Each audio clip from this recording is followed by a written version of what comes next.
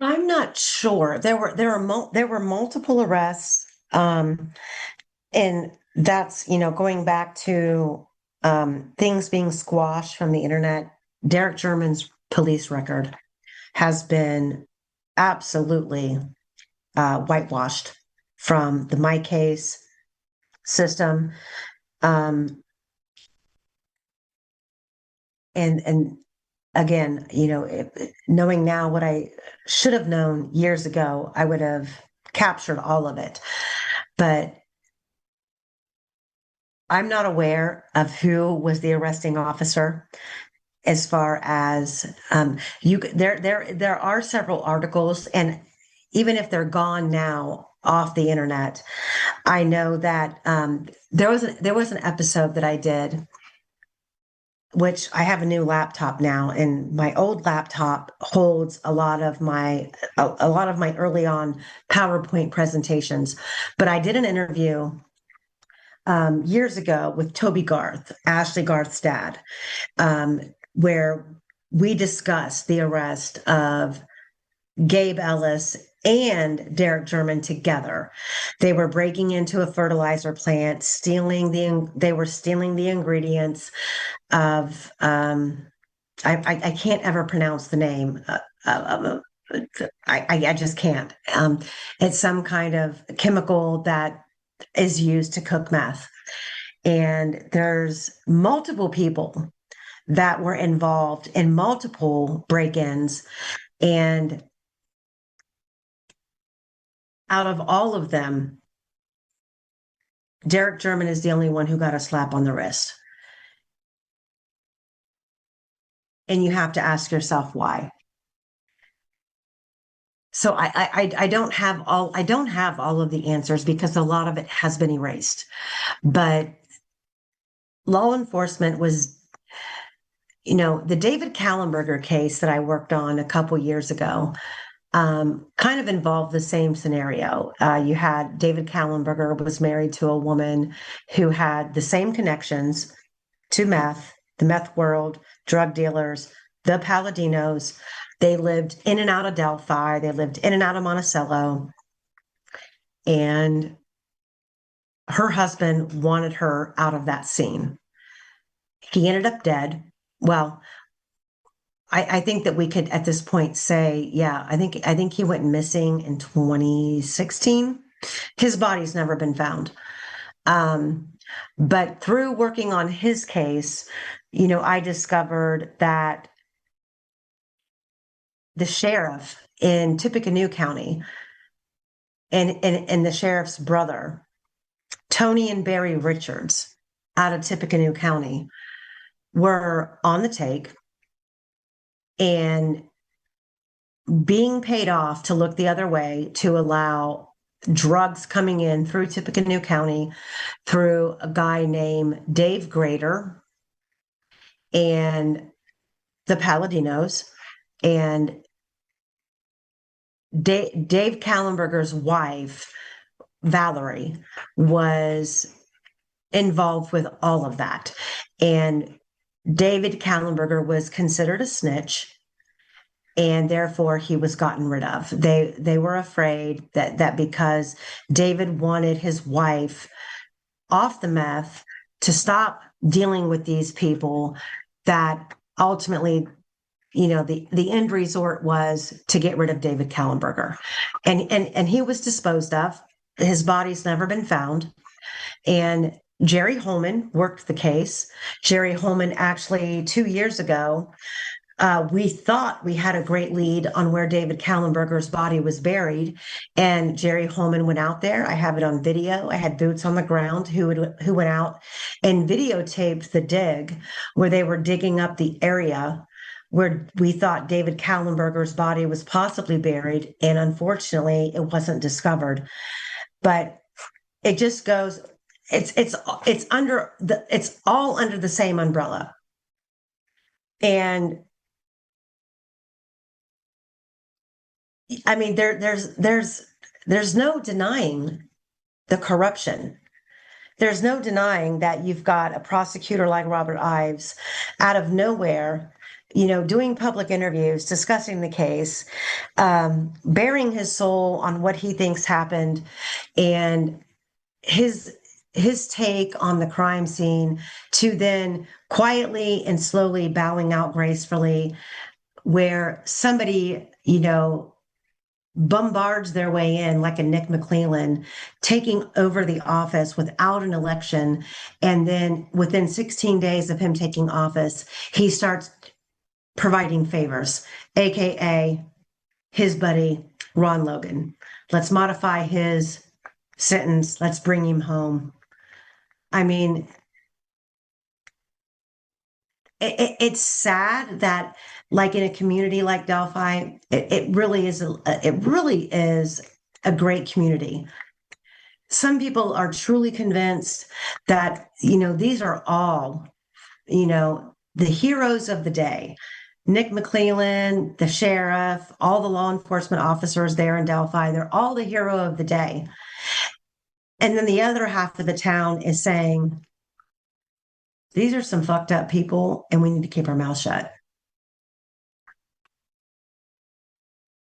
And to stir the pot is going to cause us real problems. That's the impression that I get about the community.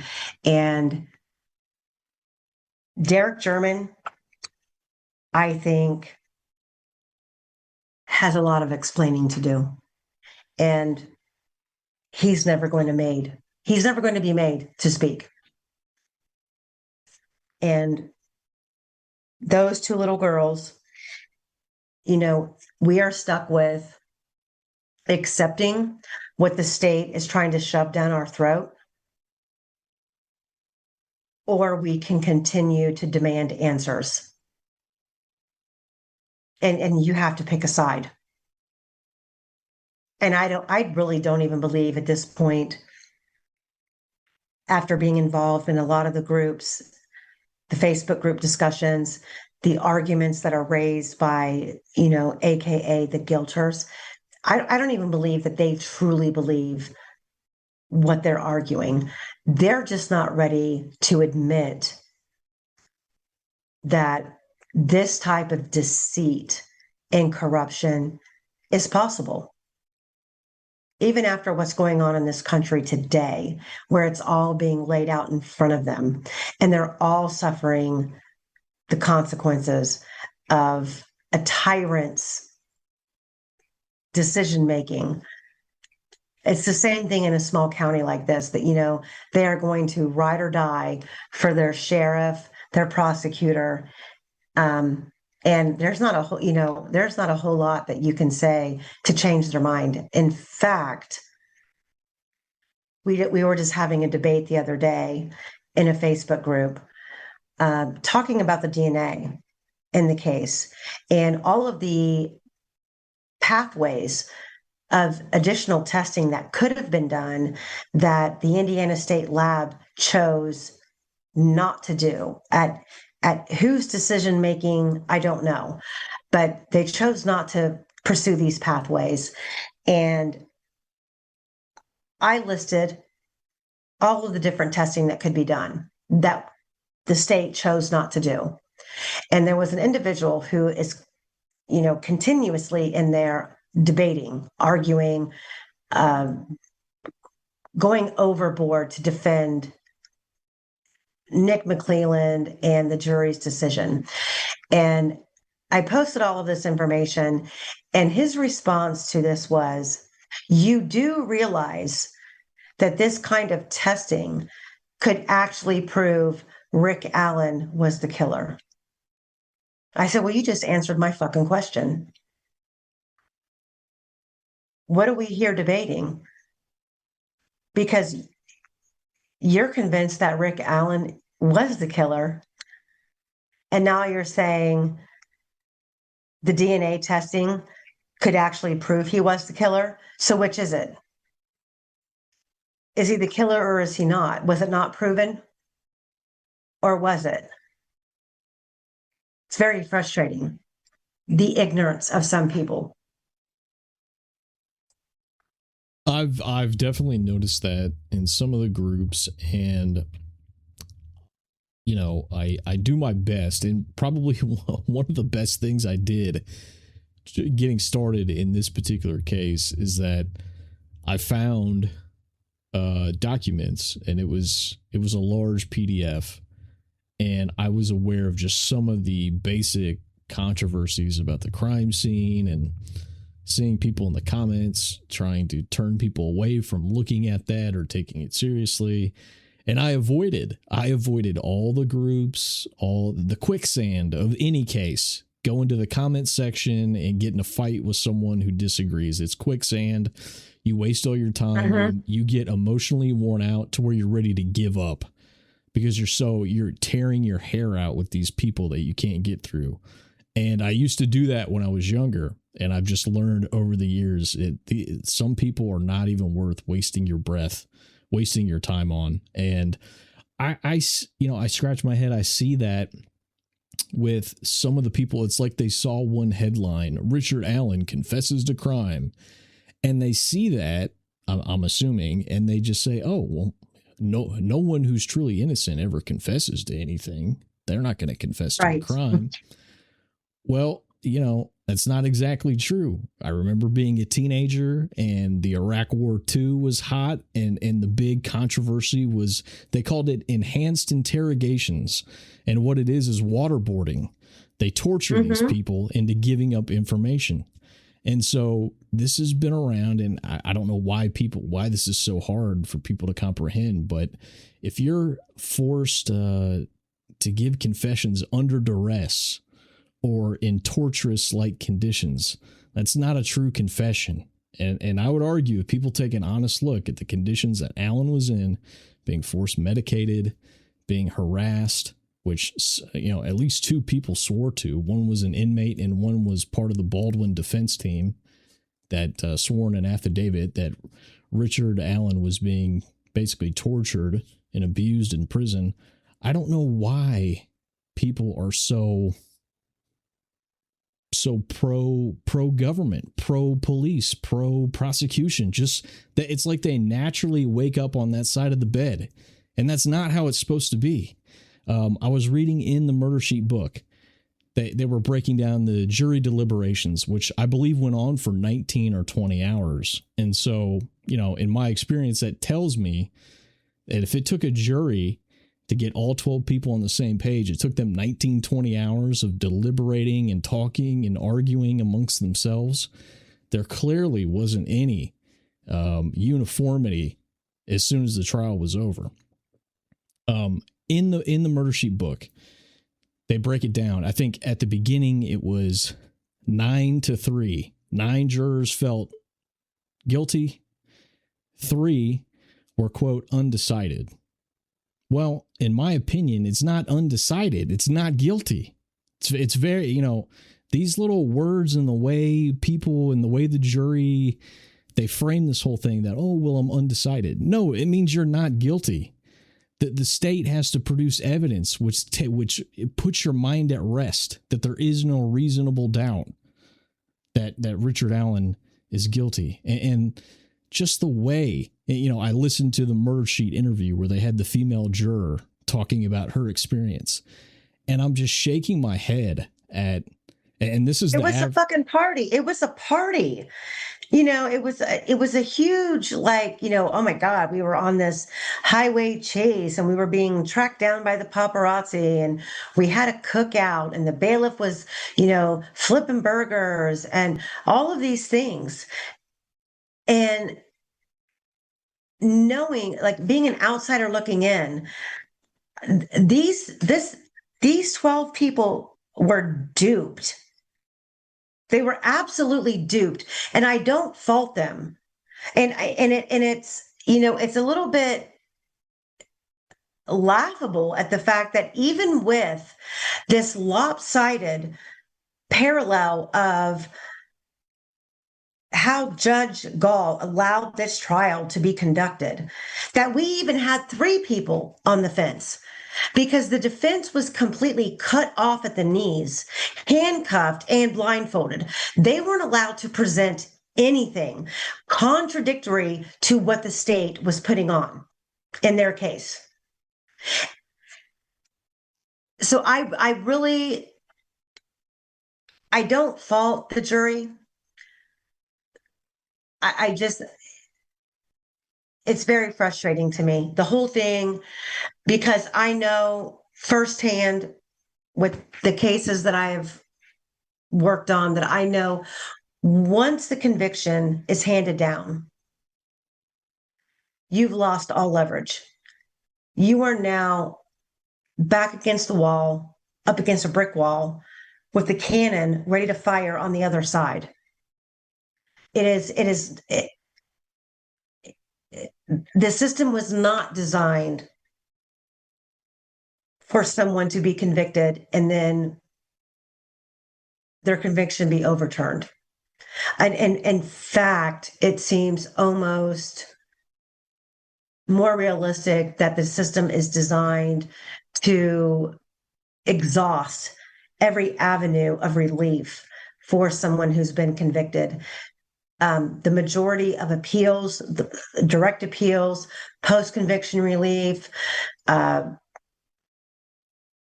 the federal level, habeas corpus, all of those levels of attempts to get relief or argue your conviction, you're always at a disadvantage.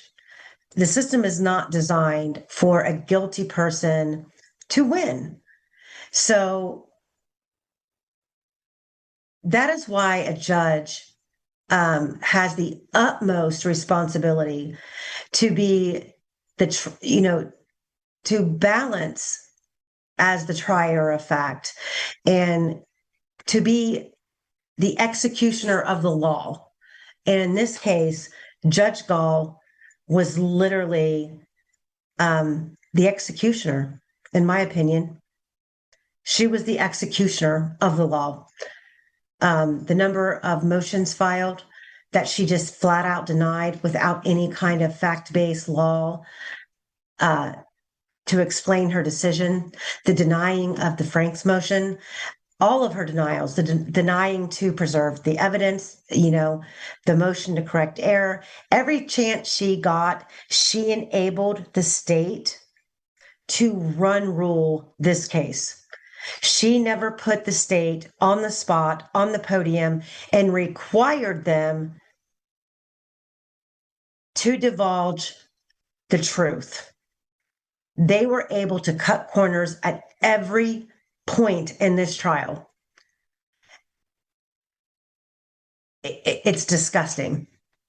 And that's why I believe that I've been told through the grapevine that the higher courts have basically told Judge Gall, you need to step the fuck down.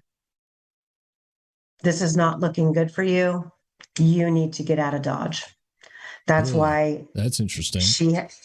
That's why she has, made it public that at the end of her term, she will be retiring. Now, does that mean that she won't play a factor in the future in Rick Allen's case? I don't know. I think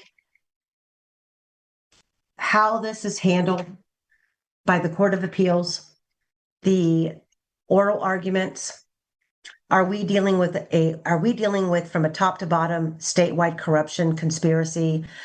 I don't know. That's what we dealt with in the Stephen Avery and Brendan Dassey case. Wisconsin knew that if Stephen Avery, if his conviction was overturned, he would own the state. I mean, the level of corruption there was shocking. This is beyond that. Delphi is beyond that.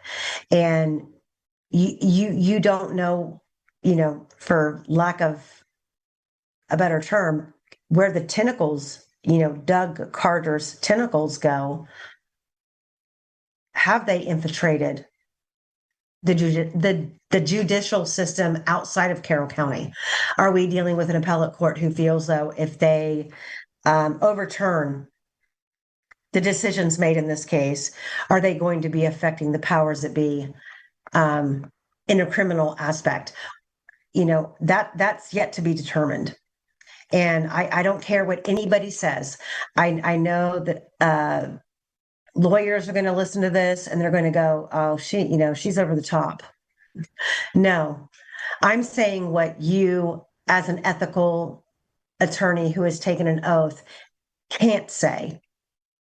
I'm saying we all know that there are shady deals and shady shit that goes on behind the scenes, and everybody scratches everybody's back. And a decision up here at a higher court that would remand this case back to the state level in front of a different judge could have a whole different outcome that would have a cause and effect that would absolutely implode in Carroll County or even beyond. To deny that is a joke. You can't deny it. It is that's what we are dealing with. And again, we will see how the oral arguments are played out in September. We will see how the appellate court rules. If it's just deny and bury, deny and bury, deny and bury, and put it all and sweep it all under the rug. I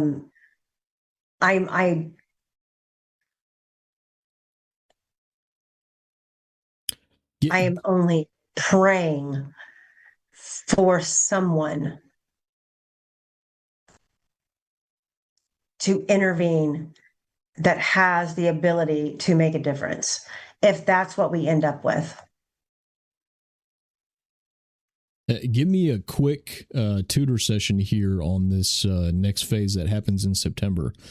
That they are going to make oral arguments in front of the Indiana Supreme Court, and this is for what? For Richard Allen to get a new trial?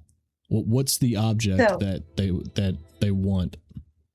It's not a new. It's not the Indiana Supreme Court. It's the appellate court. So there are. So the direct appeal was filed, and a direct appeal is based on, I call it the four corners of the document. It is how the law was applied to the case. And forgive me, I'm not an attorney, so I'm sure Michael Osbrook will be listening to this and pounding his fists on the table, going, "Oh, that's wrong. That's wrong."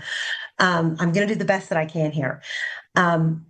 A direct appeal is based on the four corners of the document, meaning everything pretrial motions, pretrial hearings, the trial itself, how the law was applied, the decisions that the judge made based on the motions that were filed, motions of limine, the third party suspects, making the decision to exclude them, and everything that was presented at trial and how the law was applied.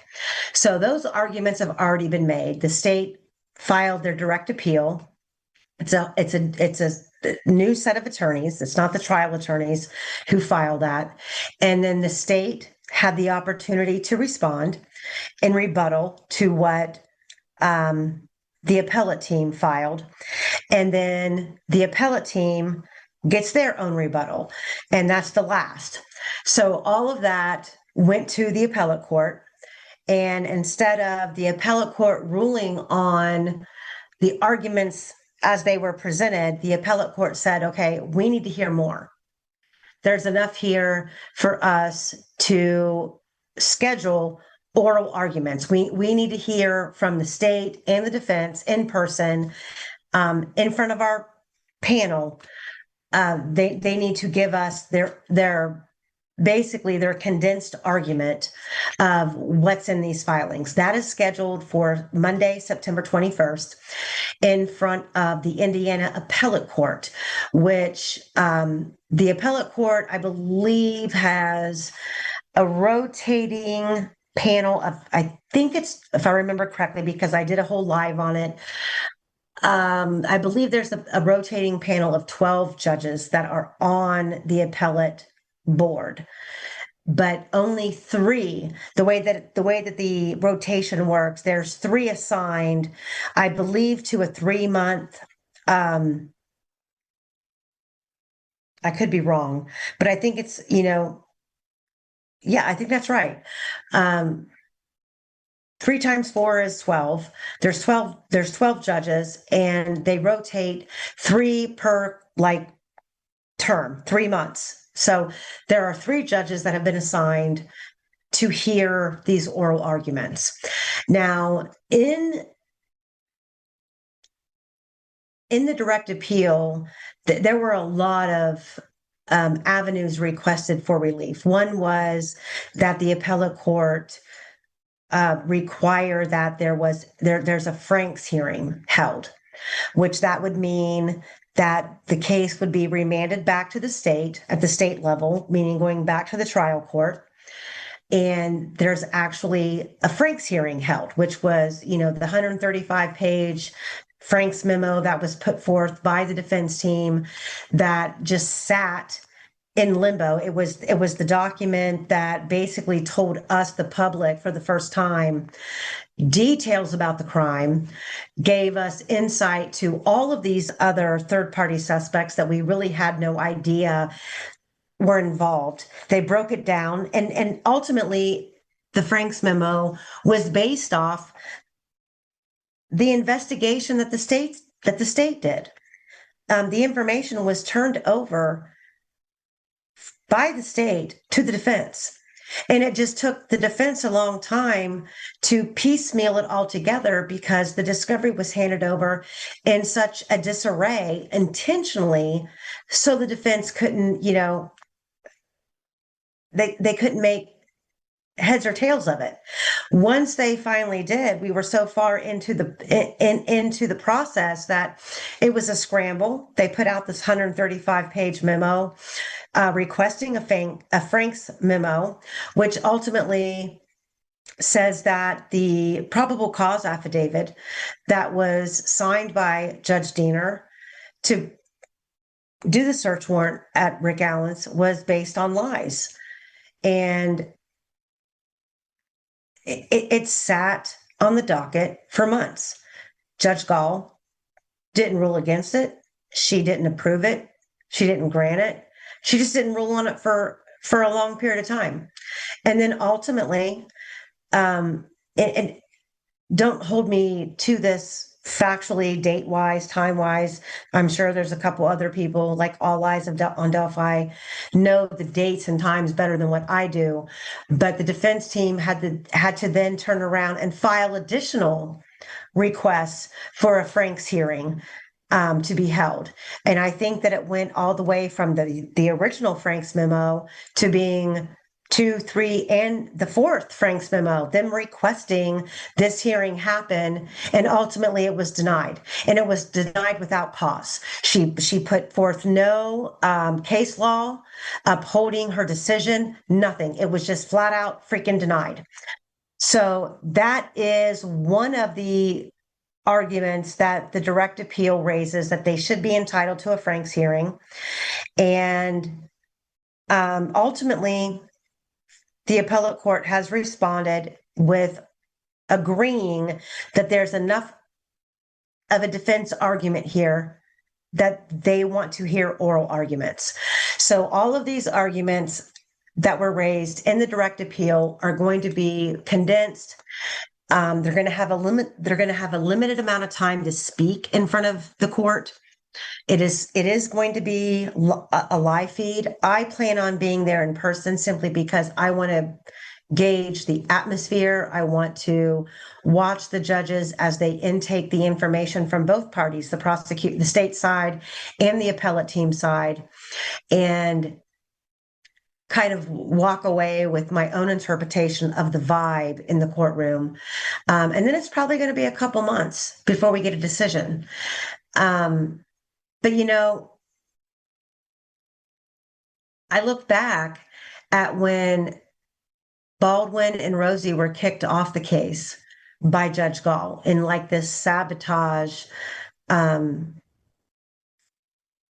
situation before the trial even happened. And they argued it all the way up to the Indiana Supreme Court.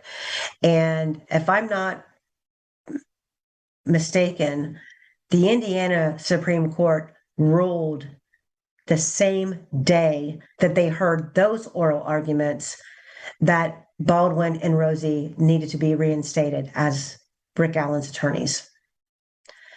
So that's where we are. That's how we got there.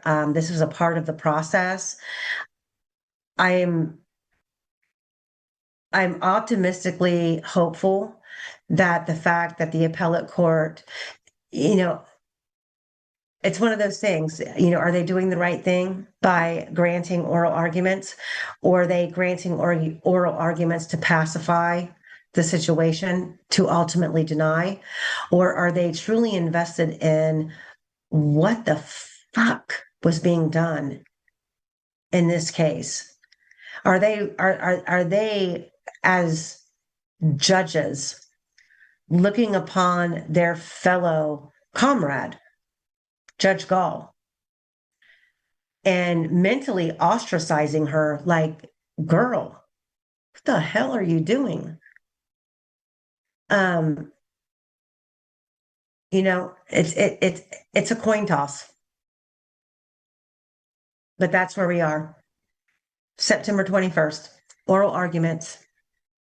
And this is just the direct appeal. This is the first stage of fighting the conviction. This could go on for 10, 15 years.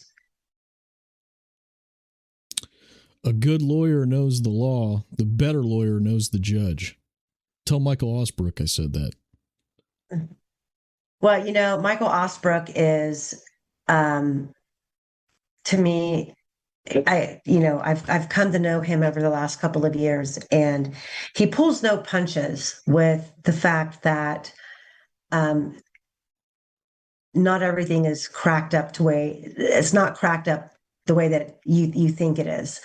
And he's not ignorant to the fact that if there is a legal loophole that an appellate court or the Indiana Supreme Court, or any judge for that matter, when it comes to direct appeal, post-conviction relief, habeas corpus at the federal level, he pulls no punches in the fact that, no matter how smart you are, no matter how much evidence you have, the courts are always going to find a loophole to argue against your argument.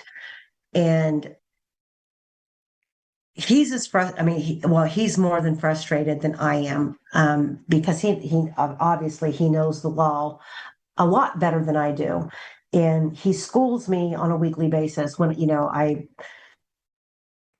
I reach out and I'm like, oh my God, I just came across this. This was just shared with me, and I think it's probably a bigger deal than what it is, and he puts me in my place, So sure. I'm grateful. I'm grateful for his knowledge. I'm grateful for his honesty, and he keeps me grounded in what's realistic, with not just this case, but with the other cases that I cover, where I'm looking at things and I'm getting hyper vigilant, like, oh my God, we have all this evidence, and then you get into the legal language of, okay, is it material?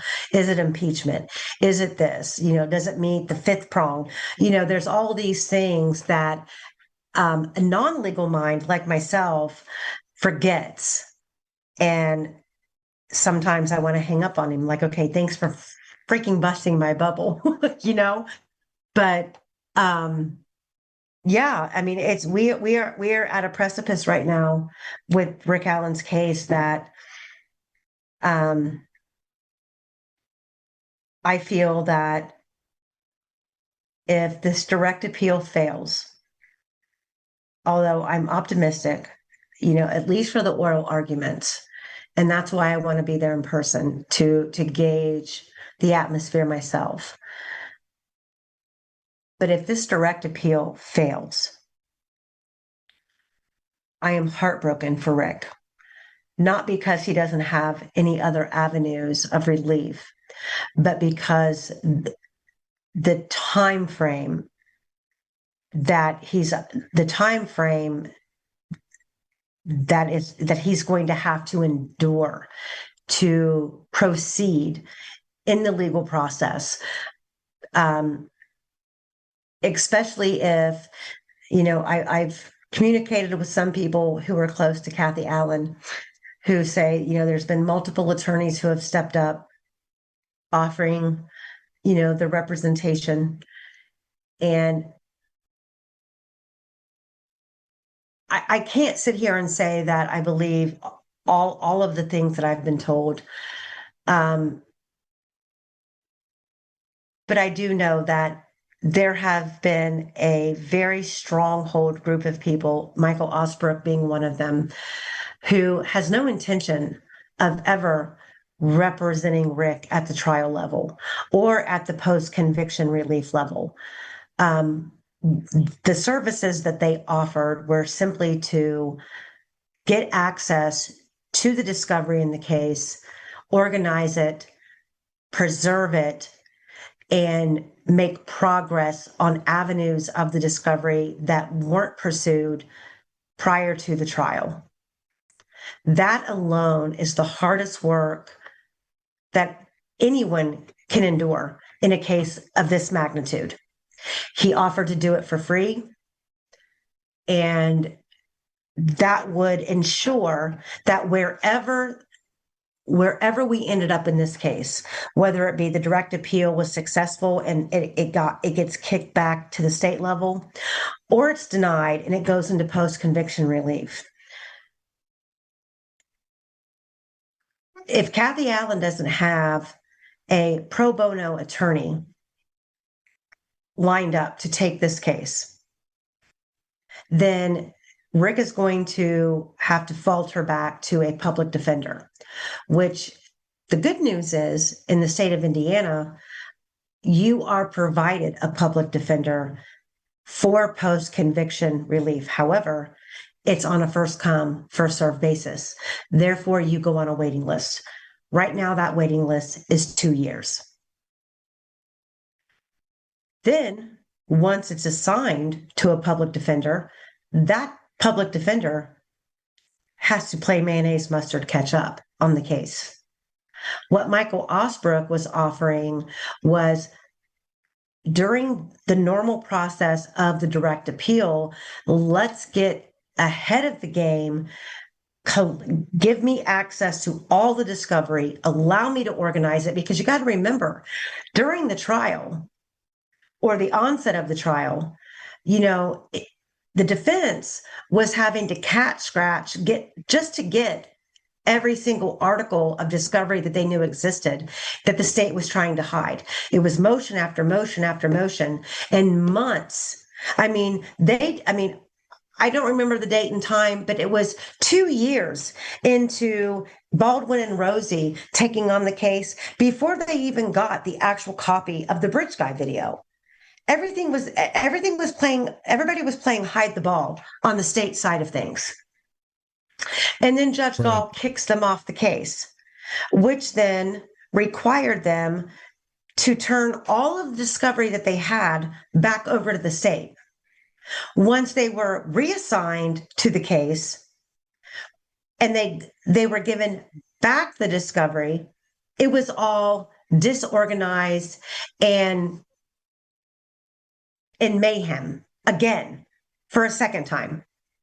And Rick Allen was not in the position to grin and bear it and wait for the defense team to do a real proper investigation.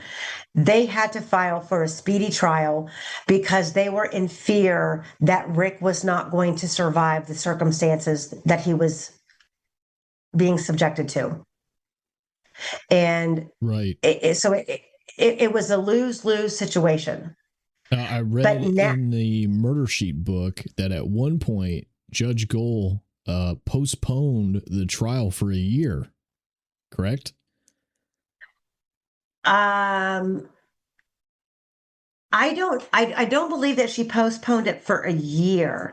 He's 13 months deep in pretrial prisoner of war like conditions, right? So 13 months. Correct. Yeah. Correct. And I'm probably not the best person to remember the dates or the filings, but if I remember correctly, it was a circumstance of the there was a huge to do about the fact that Judge Gall had set forth a trial date, and the allotted time that she was putting on the calendar for the trial did not allow the defense enough time on the back end to actually present a defense.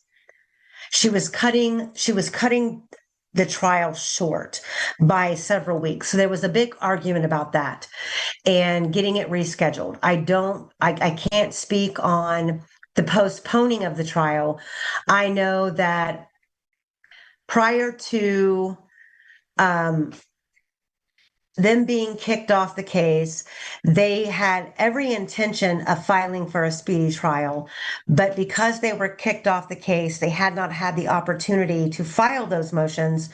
So when they went before the Indiana Supreme Court, because they had not filed for the speedy trial, and there was something to do with them asking for Judge Gall to be removed from the case. And because they had been short on time in getting their filings in, because, this whole sabotage meeting, they showed up for a hearing and they were called into the judge's chambers where she just basically gave them, a do or die scenario. You're going to walk out here and resign from the case, or I'm going to take the bench and publicly defame you and embarrass you. And luckily, Brad Rosie was quick on his feet and did not agree to resign from the case at that moment. He said, I'm going to put my resignation in writing. And he left there with the opposite intentions. But the speedy trial was a decision that the defense team was forced into making, looking out for the well-being of Rick. And, right. You can't, in the circumstances that Rick was being held in, you're damned to be damned. Rick was not mentally, emotionally, or physically capable of being in those conditions for another year. Yeah, I think that's fair. The controversy with Goal trying to remove Baldwin and Rosie is after Mitch Westerman leaks the crime scene photos, right? Isn't that the reason that she's had enough of them and wants to get rid of them?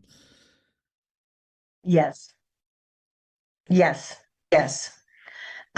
Before ever having a hearing about the circumstances or how it all played out. And there's still, I'm not going to go into a lot of detail, but there's still a lot of questions surrounding that leak and where it really originated from.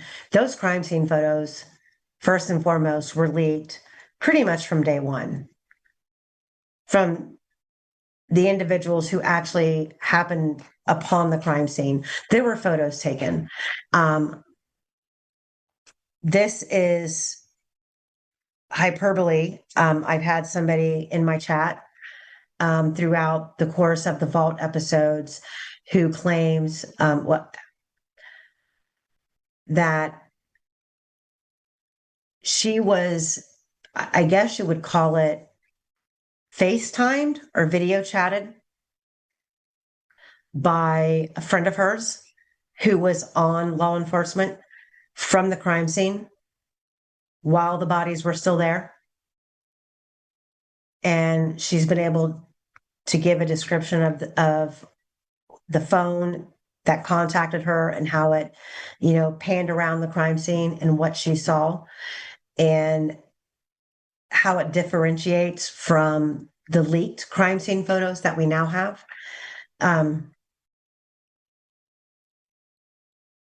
That's interesting. To me, this is just exhausting.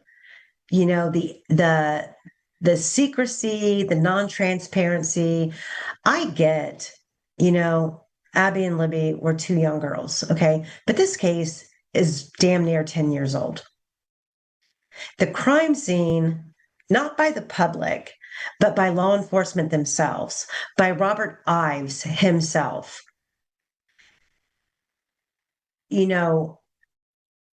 highlighted all of these sentiments about the crime scene that made the public want more. Right. Non-secular trophies were taken, staged, all of these things that they alluded to for years. And they've backtracked on everything that they have said. And for someone like me, the crime scene photos are about evidence. It's about, okay, what am I looking at?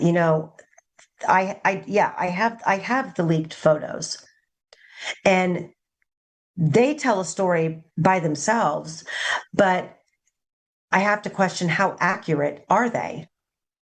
And, prime example, looking at Libby's feet. Her feet do not appear to have been walking or stumbling around anywhere on moist, wet, dirty, leafy February ground, let alone crossing a creek where, at 5'4", 200 pounds, the weight of her body in sludge of Deer Creek her feet would have submerged into the mud in that creek. I mean, she should have had mud halfway up her calves. No, her feet are clean. And, I'm sorry, but I can't take the state's word for anything. They have lied since day one. They have lied since the day the bodies were found. And I know that sounds crazy, and that might sound like a conspiracy theory.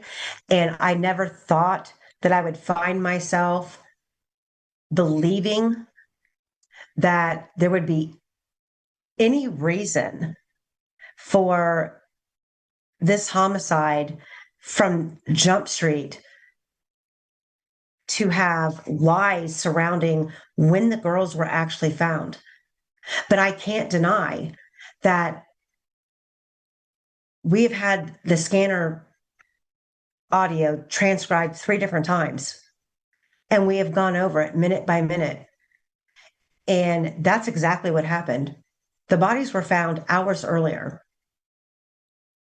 And you have to ask yourself, why are they lying about that? I mean, it's the most ridiculous scenario that you can think of.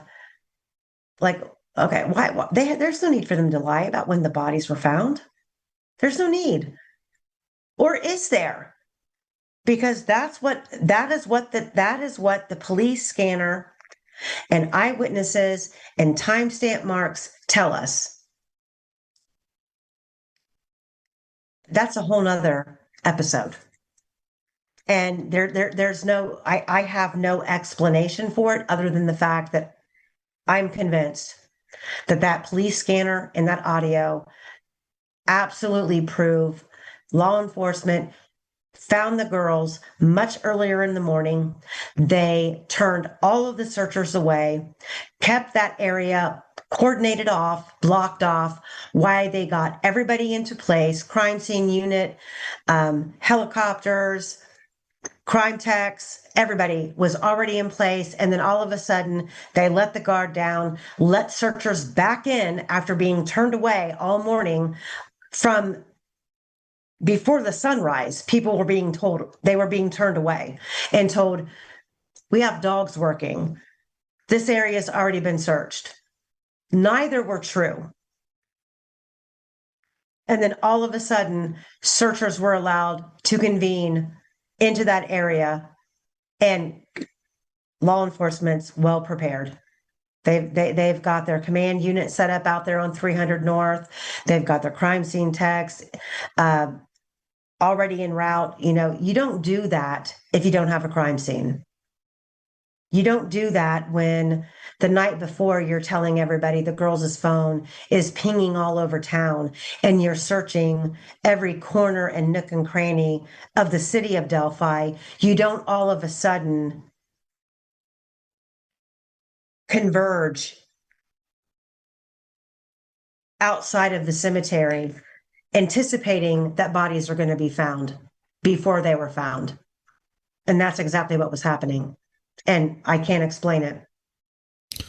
One little detail that I caught in the murder sheet book that I thought was interesting, and I don't know if this is typical. I guess it struck me as odd. I would have assumed that the family had seen the victims' families, the Williams and the Patty family. I would have assumed they had seen the crime scene photos earlier, but the way that Kane and Greenlee write this book, they lay out that come trial time, they felt like Alan, sitting in there in the courtroom, would take satisfaction from any hysterical reactions from the victims' family members, and they didn't want to do that. So it's right before either that day or before the trial started itself that McClelland took the families into some room, pulled out his laptop, and showed them the actual crime scene photos. So they went from February 14th, 2017, all the way to, when did the trial start? I know he was convicted in November of 2024. I don't know how long the trial lasted. It started at the beginning of, it was 4 weeks. Okay, so 7+ years, that according to the murder sheet book, what I'm reading is that they had previously not seen these crime scene photos. Mike Patty, Becky Patty, Tara, Derek, Anna Williams, her parents. That's what they wrote in the murder sheet book. Now, I don't think that's typical for a murder case like this. I was shocked. And another thing sort of flashed in my head. There's a clip, and I forget what it's from, and I don't know the woman's name. Maybe it's Shakespeare. There's a blonde journalist with glasses, and there's a clip of her talking to Jerry Holman. And I believe she presses him about this issue. Well, why aren't you releasing the crime scene photos? It's been years and years and years. And he pushes back. Well, if this was your family, would you want it out there? And she basically says, you guys have done nothing for like 2 or 3 years. Why not release them now? And Holman, he coughs when he gives his answer, like trying to cover up how stupid the next line he's going to say is going to come across. And another facet that they laid out in the book that I thought was interesting is that the press conferences were like humiliation rituals. They would come out and give these stupid press conferences when they had nothing, yielded zero results. And Doug Carter had to get up there and make a mockery of himself and the investigators and lose face and lose confidence from the public.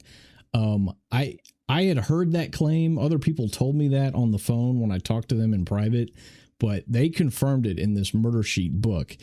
And this, I sort of came to the conclusion, and they probably talk about it elsewhere. That's probably where I got this from, but they had nothing and they had no cards, and they knew it early on. And they got it, just like Robert Ives says in that one on video interview. They were pulling a Hail Mary, hoping and praying that they'd catch some other criminal committing another crime and that he would confess to Delphi. They were desperate for a confession, and they justified it by holding all this stuff back, telling the public, oh, well, we need to keep some cards in our pocket so that we can confirm that we got the right guy. Details that only the killer would know, like the white van and all this sort of crap. So, very telling. How embarrassing for these people, Jerry Holman, Doug Carter, Lesenby. And I relayed the story earlier of Lesenby wanting to, he's the sheriff, he's the elected sheriff, and Doug Carter's going to go up there and give a press conference. Lesenby wants to be up there with him, right, as the acting sheriff. And so, I found it very interesting how humiliating for these guys and their career and their image. Well, Um, yes, you can say that. I mean, I can see how you come to that conclusion. To me, it's a game of hide and seek that they're playing, in my opinion. Um, I'm not aware of the behind the scenes of them pulling the families in to show them crime scene photos. Um, and the interesting question there is how the hell would Murder Sheet know that? Unless they were in direct contact with the family or law enforcement in that office. Um, but ultimately, Let's backtrack here. Let's go back to something you mentioned this, and I didn't stop. I didn't want to stop your train of thought, but you had mentioned the 70 days of investigative materials that were collected, interviews, etc. mhm, They were recorded on a DVR machine from the depositions I was able to read, and they acted like it was a technical glitch and oversight that they didn't know that the DVR would auto erase in 60, 70 days, or whatever the time period was. And mhm. I caught somewhere reading that it was Steve Mullen who was willing to fall on the sword and take the blame for it. You indicated that there's more to the story. Can you get into any of that? Can you get more specific? Um,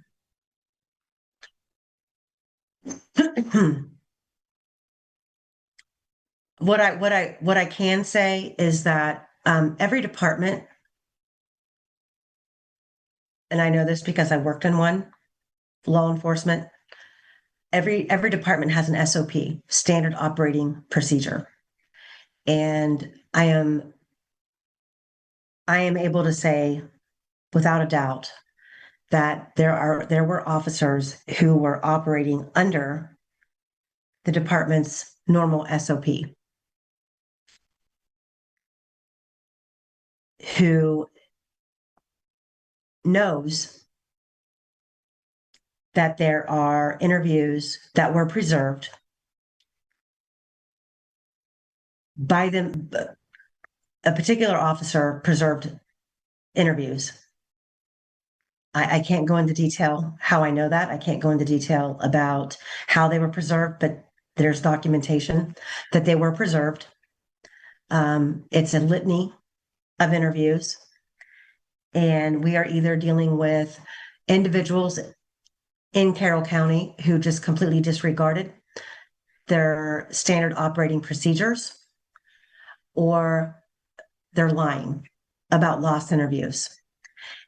And regardless to which one it is, the individuals who did follow the standard operating procedures, who has documented how those interviews were preserved outside of being left on a brand new DVR system to be recorded over, has kept their mouths shut in the face of the head of the department claiming there's 70 days of lost interviews, knowing damn well that there are interviews that weren't lost, that were preserved. And that's all that I can say about that. And that opens up a whole ass can of worms that I'm sure nobody wants to have to answer, because that changes the ball game of this investigation entirely. One Then you example have that comes to mind when you mention not incompetence, but perhaps corruption, playing hide and seek, like you said. Um, I think it must have been Baldwin that was adamant that they were hiding Jeffrey Turco, who was the Purdue professor who had an interview with Jerry Holman. It's like 30 minutes. And they kind of beat around the bush in that interview, but Baldwin is pretty adamant that they tried to hide his name so that the defense team couldn't find him for the trial, subpoena him, and call him as a witness. and it might be there's another one that comes to mind now that I'm thinking about it. Is it the Reese Davis letters? There were some other pieces of exculpatory evidence that Reese sent like 6 or 7 letters, and McClellan only turned over like 2 or 3. And it might not have been the Reese Davis letters. It might have been something else that they just sat on, and McClellan acted like he didn't have it, and then he finally turned it over at the last second.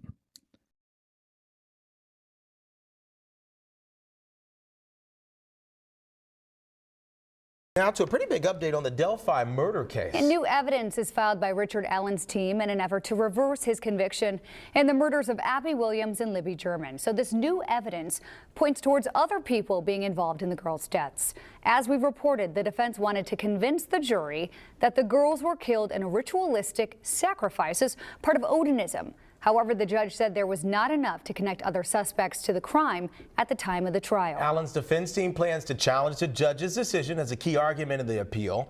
The 1,200 pages released Monday.